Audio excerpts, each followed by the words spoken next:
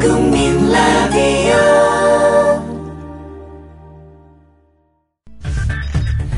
이강인의 오늘, 이제는 정가 산책으로 함께합니다. 정치권 동향 생생하게 풀어드릴 분은요. 네, 한국일보 양정대 기자, 안녕하세요. 네, 안녕하세요. 새누리당이 730 재보선 전략 컨셉을 혁신으로 잡은 겁니까?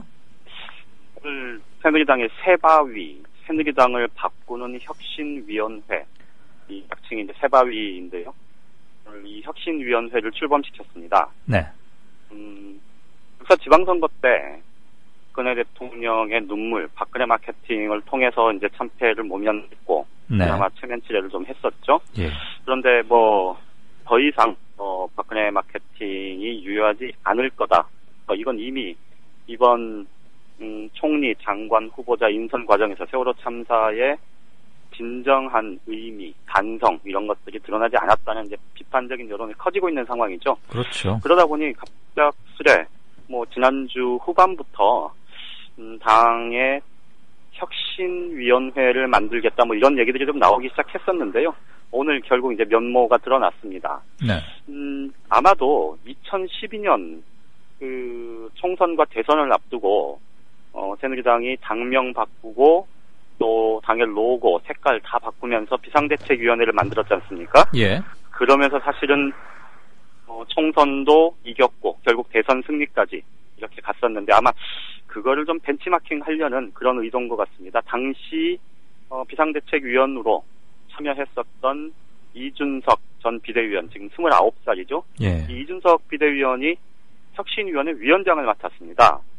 그러니까 그때는 이제 당 전체가 비상대책위원회로 아예 당 지도부 자체가 그리 옮겨간 거지만 지금은 지도부는 그대로 남아있고 예. 혁신위원회를 별도로 꾸린 건데 어쨌든 이 혁신위원회 이 중책을 29살의 이준석 위원에게 맡긴 거고요. 네. 그 밑에 타선의 정병국 의원을 포함해서 현역 예. 국회의원 5명 그리고 외부 인사들까지 해서 예. 모두 12명으로 꾸렸습니다. 예. 그러니까 혁신을 통해서 이 머리끝부터 발끝까지 우리 다 변하겠다. 이런 좀 뭐랄까요? 이런 구호로 다시 한번 국민들한테 우리 이렇게 바뀔 테니 우리 집권 여당 다시 한번 밀어달라. 네. 좀 지지해달라. 이제 이런 얘기를 하고 싶은 거겠죠. 예. 그 인선 짜놓은 거 보시기에 그리고 앞으로 한두 번 네네. 회의하는 거 보긴 해야겠지만 네. 쉬웁니까? 진정성 있는 건 무게가 실리는 겁니까? 제가 방금 두 가지 말씀을 드렸는데요. 일단 하나는 2012년 비상대책위원회를 벤치마킹하는 것 같다라고 말씀을 드렸고 더 이상 박근혜 마케팅이 통하지 않으니 새롭게 돌파구를 혁신이라는 키워드로 찾은 것 같다 이렇게 말씀을 드렸는데 네. 실제 혁신이 이루어지려면 전제가 필요하지 않겠습니까? 2012년 비상대책위원회가 그래도 어쨌든 국민들한테 좀 인정을 받고 어쨌든 국민의 지지로 귀결이 됐던 가장 결정적인 요소는 어쨌든 당 전체를 이끌어갈 수 있는 박근혜라는 정치적 중심이 있었고요. 그렇죠. 그리고 김종인 또 이상돈 이런 거물급 외부 인사를 영입을 하면서 이런 정도의 사람들이라면 새누리당이 정말로 좀 바뀔 수 있겠구나 이런 기대가 있었고 실제로 경제민주화, 보편적 복지 또 습한 정치 개혁 방안 이런 것들을 오히려 야당보다 훨씬 더 선도적으로 문제제기를 하면서 치고 나갔지 않습니까? 네. 그런 게 가능했기 때문에 당 전체가 일사불란하게 그쪽으로 가는 듯한 모습을 보여줬고 이것이 이제 국민들에게 어필을 했던 건데 제가 방금 말씀드렸던 거에서 아마 행간을 느끼셨겠지만 당 지도부, 친박계 중심으로 꾸려져 있는 당 지도부는 그대로 건재합니다. 예. 그 와중에 29살 이준석 비대위원이 위원장을 맡아서 혁신위를 꾸려서 거기서 예를 들어서 친박 지금 당청관계 이렇게 가면 되겠느냐 친박 지도부 책임지고 공천 문제든 아니면 장관, 총리 후보자 인선 문제 등 이 문제와 관련한 책임자들 물러나라 이렇게 얘기할 수 있겠어요? 그러니까 힘이 못하는 실리지 거거든요. 않으니까 그렇죠. 쇼라고 볼 수밖에 없다. 쇼가 그렇죠. 될 가능성이 높다. 이런 얘기죠. 제가 쇼라고 표현을 하지는 않겠습니다만 네, 어쨌든 그렇게 읽혀지는 것 같습니다. 그 심정 이해합니다. 아니 근데 혁신이라 그러면 사실 뭐 나이나 계급장 이런 거 없이 진짜 하는 게 혁신 정신에 맞는 것이고 그렇죠. 뭐 29이면 어떻고 39이면 어떻겠어요? 제대로 잘 하면 되는 건데 굉장히 파격적이죠. 당 내부에서 힘을 실어주는 것과 거기 뭐 사선의 정병국 의원이 참여해서도 뭐 이준석 위원장이 그런 거 눈치 보지 않고 사실 이 친구가 잃을 게 뭐가 있으며 겁날 게 뭐가 있겠어요? 그렇죠. 예. 뭐 소신 있게 하고 안 되면은 거기서 뭐 전사를 하든 뭘 하든 하면은 진짜 진정성의 일부를 확인할 수 있는 건데 그냥 뭐라 그러죠? 백화점이 시즌 바뀔 때마다 그 메인 디스플레이를 바꾸는 거, 쇼 윈도우 대표 상품 바꿔거는 것 같으면 좀 얘기는 달라지겠죠. 어쨌거나 뭐 한두 번 좀 지켜는 봐야 되는데 이 친구가 그렇게 녹록한 이준석 위원장으로 내정된 그렇게 녹록한 젊은이는 아닌 것 같긴 해요. 예, 뭐 그렇게 기대를 해봄직한 건 분명한 것 같습니다. 다만 말씀드렸듯이 지금의 정치 구조상 친박계가 실권을 틀어쥐고 있고 더군다나 오늘 박근혜 대통령이 인사청문 제도와 관련해서 수정을 요구하는 그 논법을 그대로 따르는 이게 지금 여권 핵심부의 의중임 제3 확인된 상황이라면 아무래도 개인으로서는 녹록치 않은 그런 평가를 받을 수 있을지언정 시스템에서는 시스템적으로 나타날 수 있을지 글쎄. 장담하기는 좀 어려워 보인다 그런 생각을 하는 겁니다. 그래요.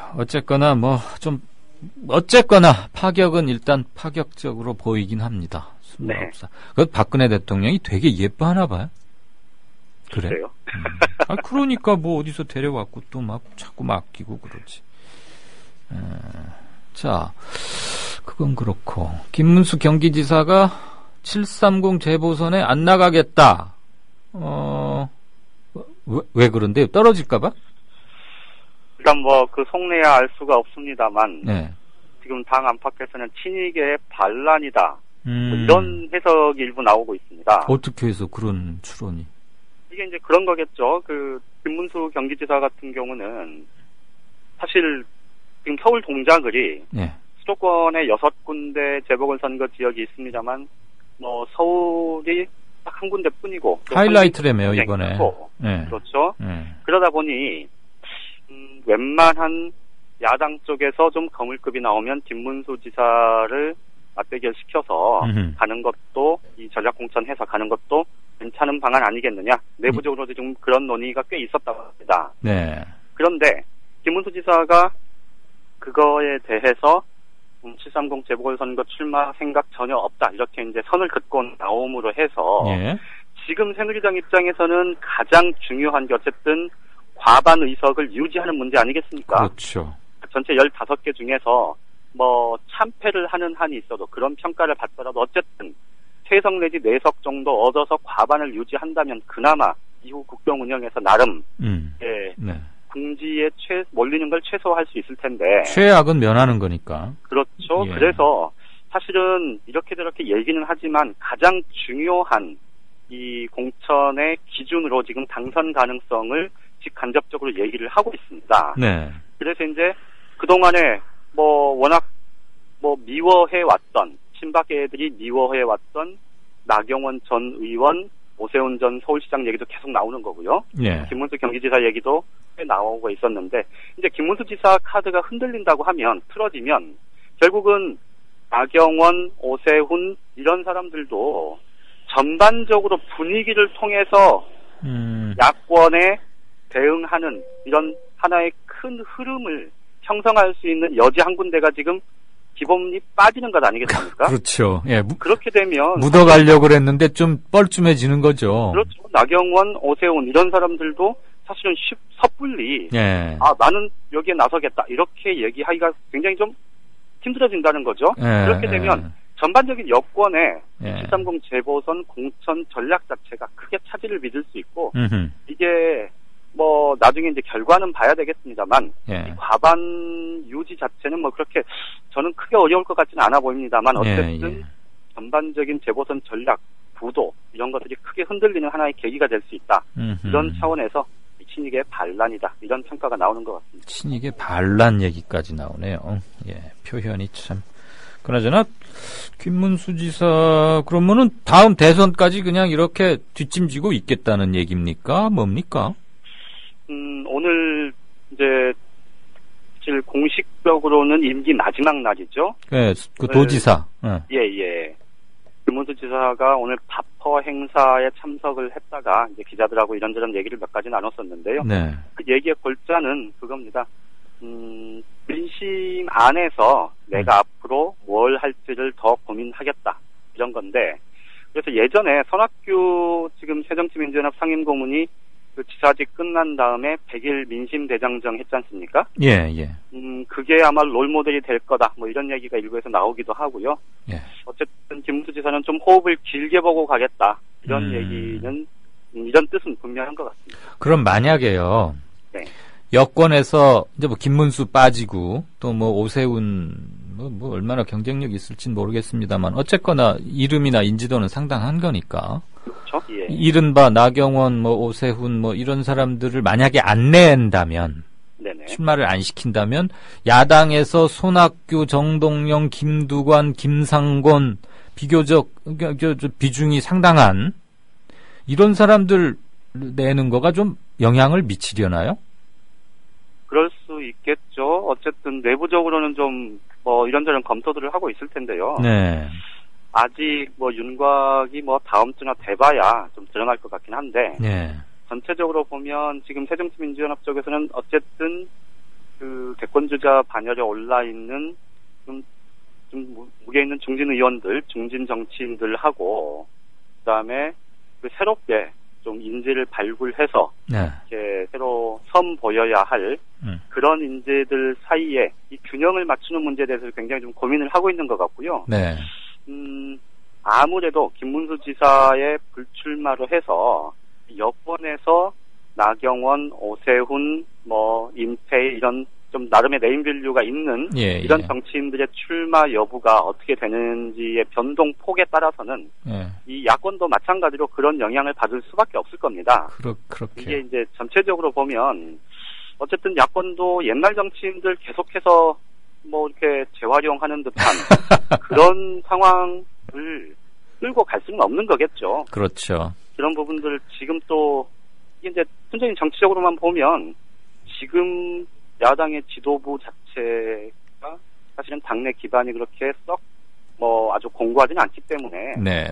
그런 부분들까지 지도부 입장에서는 감안을 하지 않을까 싶습니다. 그러게요. 그리고 저쪽에서 신인 내세워서 지금 새바위 혁신 이미지에다가 신인 뭐 이래가지고 그냥 저도 좋다, 믿져야 본전이다는 식으로 막 세게 타프하게 달라들고 이쪽에서는 야 이거 뭐 이겨야 본전이다 이런 식으로 해서는 물론 이제 선거전을 관통하는 이슈나 아젠다가 뭘로 잡히느냐가 크긴 하겠습니다만은 고민이 좀 될 것 같아서. 그렇습니다. 예. 네, 제가 또 정치는 늘 우리 양 기자한테 늘 우리 모두 지금 과외 공부받는 시간이니까 물어봤습니다.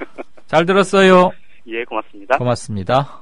지금까지 한국일보 양정대 기자와 정가 이모저모 나눠봤습니다.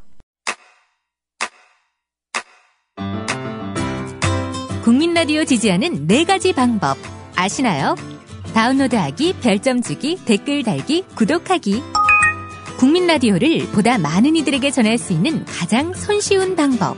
다운로드하기, 별점 주기, 댓글 달기, 구독하기. 잊지 마세요. 다운로드하기, 별점 주기, 댓글 달기, 구독하기.